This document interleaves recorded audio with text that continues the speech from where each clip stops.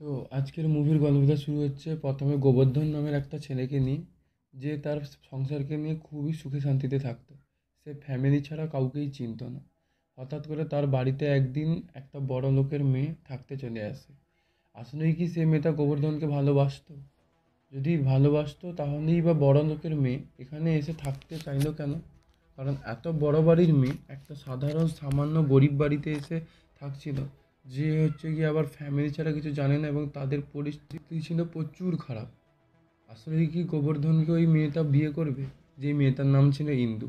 যাই হোক না কেন, তো বেশি কথা না বলে আজকের মুভিটা শুরু করা যাক। মুভির প্রথমে একটা হচ্ছে গিয়ে গাড়ি দেখতে পাচ্ছি আমরা, তারপর গাড়ি থেকে সোজা একদম বিয়ে বাড়ির সিন দেখা যাচ্ছে।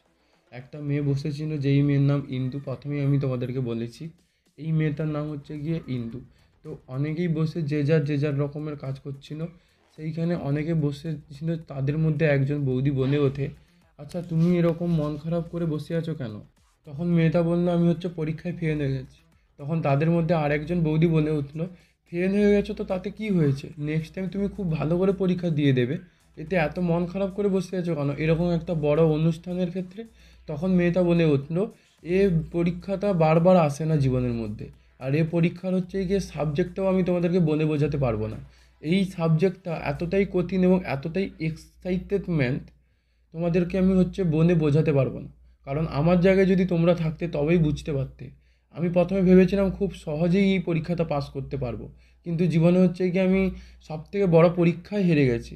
এর চাইতে আর হচ্ছে গিয়ে দুঃখের দিন কোনো দিনও আসতে পারে বলে তো আমার মনে হয় না, যার কারণে আমি তোমাদেরকে বলে বোঝাতেও পারবো। তো যাই হোক না কেন, পরের সিনে গোবর্ধন নামের একটা ছেলেকে দেখতে পাচ্ছি, যে হচ্ছে গিয়ে এই মুভির হচ্ছে গিয়ে নায়ক বলতে পারো, গল্পের নায়ক, যার নাম হচ্ছে গোবর্ধন। সে মুখে রেশন কার্ড নিয়ে এবং কাঁধে একটা বস্তা নিয়ে খুব জোরে ছুটে ছুটে যাচ্ছে। তো তোমরা হয়তো ভাবছো যে কোথায় যাচ্ছে, তো সে অ্যাকচুয়ালি রেশন নিতে যাচ্ছে। তো সবাই ওভাবে ছুটছে কেন তাও আমি বলে রাখি।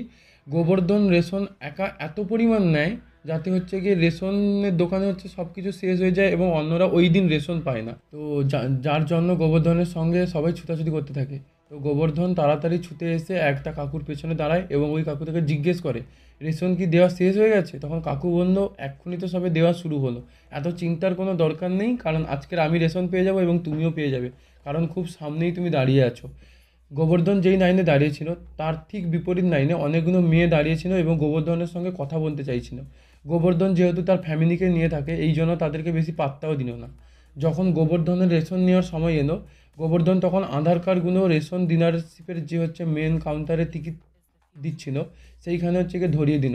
তখন ওই লোকটা এতগুলো রেশন কার্ড দেখে বলছে, তুমি কি স্মাগলার, তুমি কি স্মাগলিং করতে এসেছো এখানে এতগুলো রেশন কার্ড নিয়ে? তোমার বাড়ি কোথায়? আর তুমি এতগুলো রেশন কার্ড নিয়ে বা এসেছো কেন? কারণটা কি? এতজন রেশন নেবে, তোমাকে কি আমি একা দেবো নাকি? তখন গোবর্ধন বলে ওঠে, তুমি কি করে বুঝবে আমার বাড়িতে কতজন থাকে এবং হচ্ছে গিয়ে এক সপ্তাহে কত খাবারের দরকার হয়? তোমাকে আমি বলে বোঝাতেও পারবো না। আমাদের জয়েন্ট ফ্যামিলি, এখনও পর্যন্ত খুব খুব খুব খুব খাবারের দরকার হয়। কারণ হচ্ছে গিয়ে আমাদের হচ্ছে গিয়ে ফ্যামিলিতে মোট 15-20 জন প্রত্যেক দিন খাওয়া দাওয়া করে। আমাদের ফ্যামিলিতে এতজন আছে, তোমাদেরকে বলে বোঝাতে পারবো না, আর এত খরচ তোমাদেরকে বলে বোঝাতেও পারবো না। তোমার কাজ রেশন দেওয়া, তুমি রেশন দাও, বেশি কথা না বলে। তো যাই হোক না কেন, গোবর্ধন রেশন নিয়ে বাড়ি ফিরে আসে।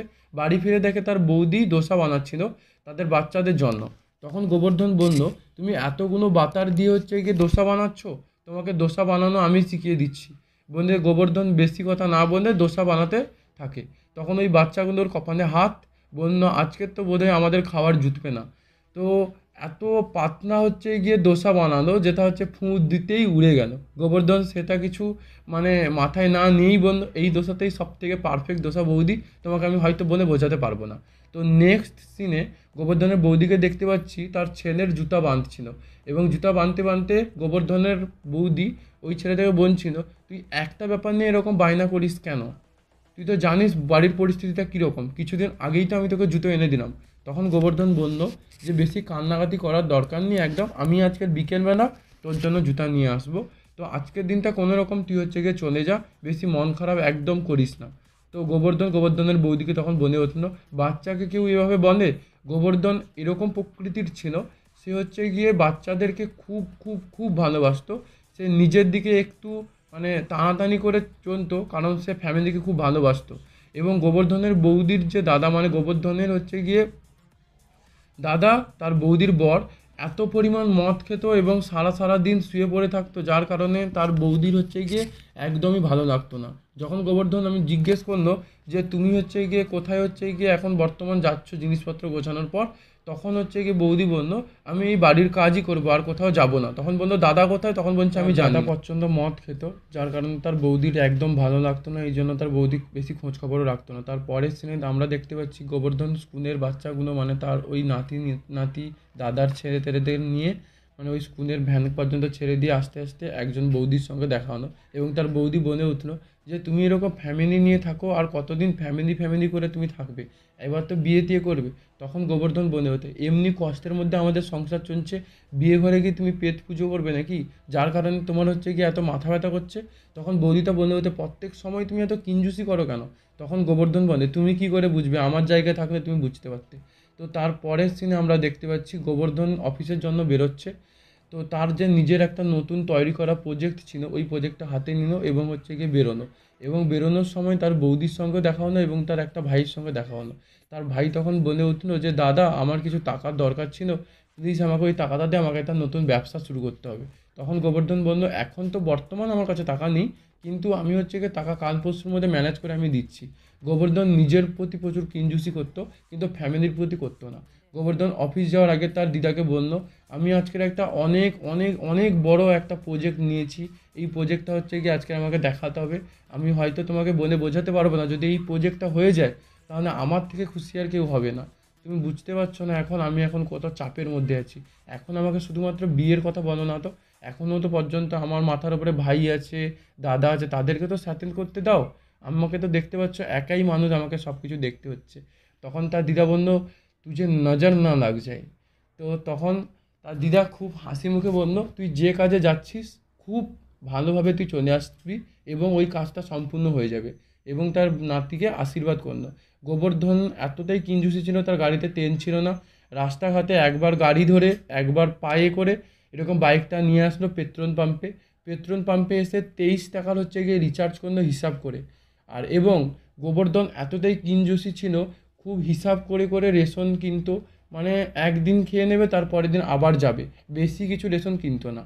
তার কম্পিউটারের অবস্থা ছিল খুবই খারাপ। অফিসে এসে তার বসকে বললো তুমি একটু ধরে দাঁড়াও তো, কারণ তার কম্পিউটারের খারাপ অবস্থা এতটাই ছিল, সেই কম্পিউটারে তারটা ধরে না দাঁড়ালে তার কম্পিউটার স্টার্টই হতো না। তো যাই হোক না কেন, তো পরের স্ক্রিনে দেখতে পাচ্ছ গোবর্ধন সবাইকে বোঝাচ্ছে তার প্রজেক্টের ব্যাপারে। সে যেহেতু মিডিল ক্লাস ফ্যামিলিতে ছিল, তাই জন্য সে একটা 3 BHK একটা কনসেপ্ট নিয়ে এসেছিল ফ্ল্যাট, যেটাতে হচ্ছে গিয়ে একজন মিডিল ক্লাস ফ্যামিলিতে যতজন থাকুক না কেন খুব ভালোভাবে থাকতে পারবে।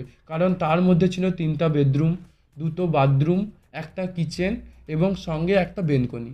এইটা বোঝানোর পর সবাই খুব খুশি হলো এবং হাতের তালি দিল। বসও তাকে খুশি হয়ে বললো তোমার কি লাগবে গোবর্ধন তুমি বলো। তো বললো আমার ভাই বিজনেস করবে বলছে, যার কারণে আমার কিছু টাকা লাগবে, সেই টাকাটা যদি তুমি কোনো রকম আমাকে দিতে ব্যাংক থেকে তাহলে আমি খুব খুশি হয়ে যেতাম, কারণ তুমি যদি চাও তাহলে আমাকে একমাত্র লোন করে দিতে পারবে। তখন তার বস আরও খুব খুশি হয়ে গেল এবং বলল তাকে আমি ভেবেছিলাম তুমি তোমার নিজের জন্য চাইবে, তুমি তোমার ভাইয়ের জন্য চাইলে, এখনও পর্যন্ত তুমি সেই ফ্যামিলিকেই ভালোবাসো। তখন বলল আমি ফ্যামিলিকে ছাড়া কিছুই জানি না। তো তার পরের সিনে আমরা দেখতে পাচ্ছি একটা মেয়েকে, যে গোবর্ধনের সঙ্গে একটা ব্যাপারে কথা বলছিল। তো কী ব্যাপারে কথা বলছিল সেটা আমি তোমাদেরকে বলে দিচ্ছি। 3 বছর ধরে গোবর্ধনকে বলছে আমি তোমাকে ভালোবাসি, আমি তোমাকে ভালোবাসি, আমি তোমাকে ভালোবাসি, তুমি আমাকে বিয়ে করে নাও। তখন গোবর্ধন বলছে তুমি তো জানোই আমি ফ্যামিলি ছাড়া কিছু জানি না। তো সেই মেয়েটার সঙ্গে হচ্ছে গিয়ে রিলেশনে যায়নি, তার কারণ ছিল একটাই, ওই মেয়েটা বলেছিল তোমাকে ফ্যামিলির সঙ্গে থাকা যাবে না। তখন গোবর্ধন বলল যে আমাকে সত্যিকারের ভালোবাসবে তার আমার ফ্যামিলিকে নিয়ে কোনো গণ্ডগোল হবে না, এবং কেউ যদি আমাকে আমার ফ্যামিলিকে নিয়ে বলে তাহলে তো আমি একদম সহ্য করতেই পারবো না। তখন গোবর্ধন ওই মেয়েটার উপর রাগাচ্ছিন্ন হলো এবং বাড়ির দিকে চলে আসলো। বাড়ি আসার সময় গোবর্ধন দেখলো তার দাদা একটা বারে বসে মদ খাচ্ছিল। তো তার দাদাকে তো আনার জন্য একটা বাইক নিয়ে এলো এবং তার দাদাকে বলল এসো বাড়ি যাব। তখন তার দাদা কোনো কথাই বললো না এবং একটা অটোতে করে চলে গেল, এবং গোবর্ধন তার দাদা যে মদ খাচ্ছিল তার টাকাটা ওই বারের মালিককে পেমেন্ট করলো এবং বাড়ি চলে এলো। এবং সেখানে আমরা তো দেখতেই পাচ্ছি তার দাদা কথা না বলে চলে গেল এবং গোবর্ধনও একটু রেগে আছে। তো তাদের মধ্যে কথা কেন হয়নি ওইটা আমরা নেক্সট স্ক্রিনে জানতে পারবো। সেইগুলো দেখার জন্য তোমাদেরকে মেসেজ করতে হবে, কমেন্ট করতে হবে, এবং আমি একটাই কথা তোমাদেরকে বলবো, পার্ট 2টা খুব ভালো হতে চলেছে, যার কারণে তোমাদেরকে বলবো এই ভিডিওটা একটু ভালো করে শেয়ার করো এবং ভিডিও ভালো লাগলে কমেন্ট করো, কারণ পার্ট 2 খুব